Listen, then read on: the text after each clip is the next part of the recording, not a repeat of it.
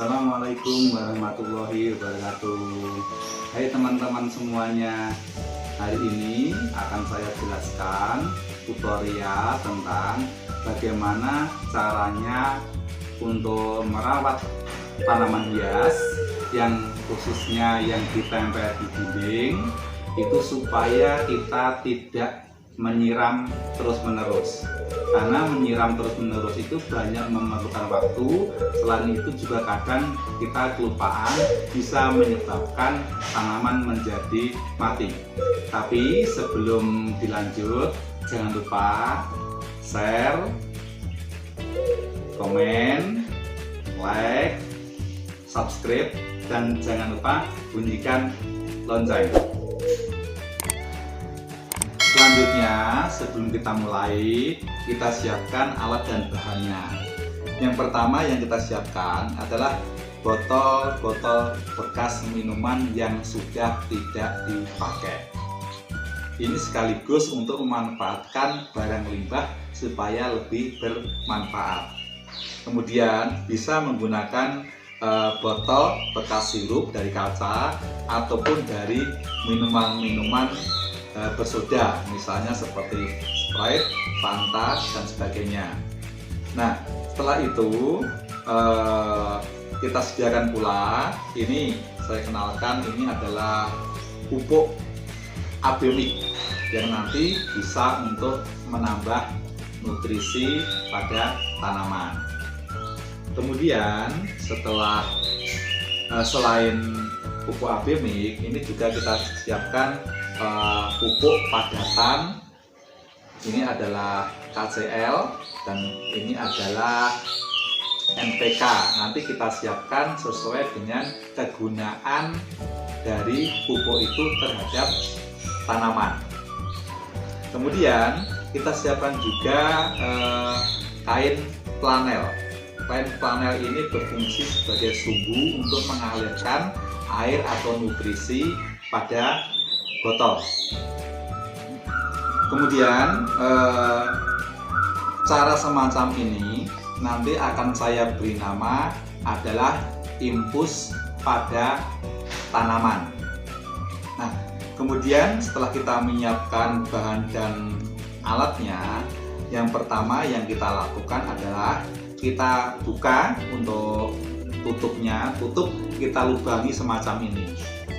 Nah, pelubangan ini dapat menggunakan paku ataupun sejenisnya yang dipanaskan di atas kompor dan kemudian kita lubangi sehingga terjadi semacam ini.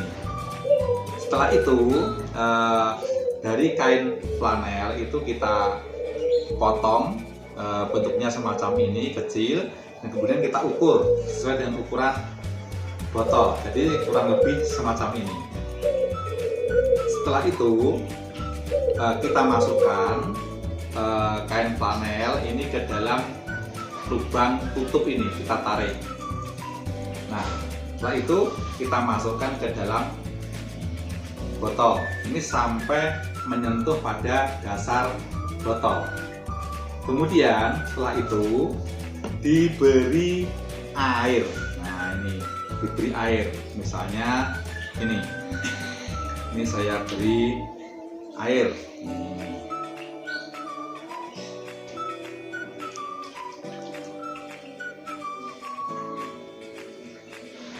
Nih, saya beri air. Biasanya diberi air itu sampai penuh. Ini. Nah, kemudian setelah diberi air, kita larutkan nutrisi. Nutrisi yang kita butuhkan kalau misalnya untuk mempercepat pertumbuhan daun, ya kita beri nutrisi atau pupuk untuk daun. Tetapi kalau supaya tanaman itu cepat berbunga, mestinya nanti kita beri atau kita larutkan pupuk yang merangsang pertumbuhan bunga. Dimasukkan dalam sini, kemudian kita tutup ini, ya kita tutup. Dan kemudian setelah itu ini kita siapkan tanaman. Saya menyiapkan tanaman ini. Ini adalah tanaman anggrek. tanaman anggrek itu dalam perawatan tentunya dibutuhkan air, disemprot atau disiramkan. Tetapi setelah diinfus semacam ini, nanti bisa berhari-hari, berminggu-minggu, kalian semuanya tidak usah menyiram. Ini sangat efektif apabila nanti untuk tanaman ini lupa tidak disiram ataupun ditinggal pergi beberapa hari. Contohnya itu gini caranya. Ini kemudian kita letakkan begini, kemudian ujungnya ini kita letakkan di pangkal dari tanaman anggrek ini. Nah, ini. Kemudian dari proses ini bisa kita lihat air atau air nutrisi yang ada pada botol ini akan merambat ke atas. Apa ini bisa disebut daya serap atau kapilaritas.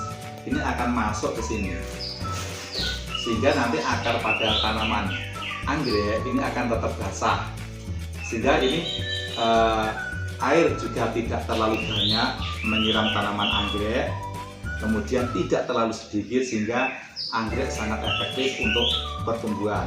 Kemudian selang beberapa hari kita amati air yang ada dalam botol. Nah, kalau nanti air yang ada di dalam botol ini berkurang, habis, itu saatnya kita isi kembali. Kemudian setelah nanti tanaman anggrek di sini, ini kita gantungkan pada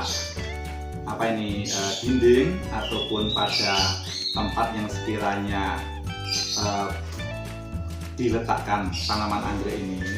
Maka untuk infusnya ini bisa diletakkan di sebelahnya, dan kemudian untuk ujungnya ini diletakkan di pangkal dari tanaman anggrek.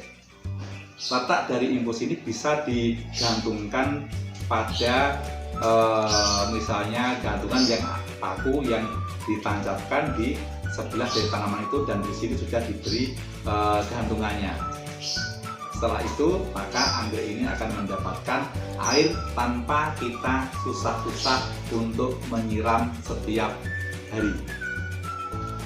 Ini teman-teman semua contoh penginfusan anggrek yang saya buat. Ini saya tinggal misalnya untuk pergi 1 minggu atau beberapa hari, ini sangat efektif dan sudah tidak menyiram.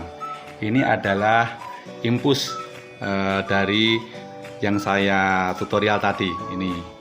Ini air tetap mengalir di sini dan nanti sampai habis, sehingga tanaman anggrek yang masih kecil ini nanti tetap mendapatkan air, sehingga tidak kering dan tidak perlu untuk menyiram, sehingga sangat efektif sekali di dalam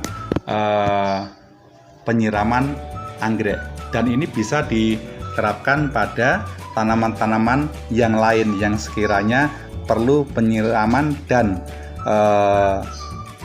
sangat hemat air, sekaligus bisa ditinggal kita pergi ke mana-mana dalam beberapa hari.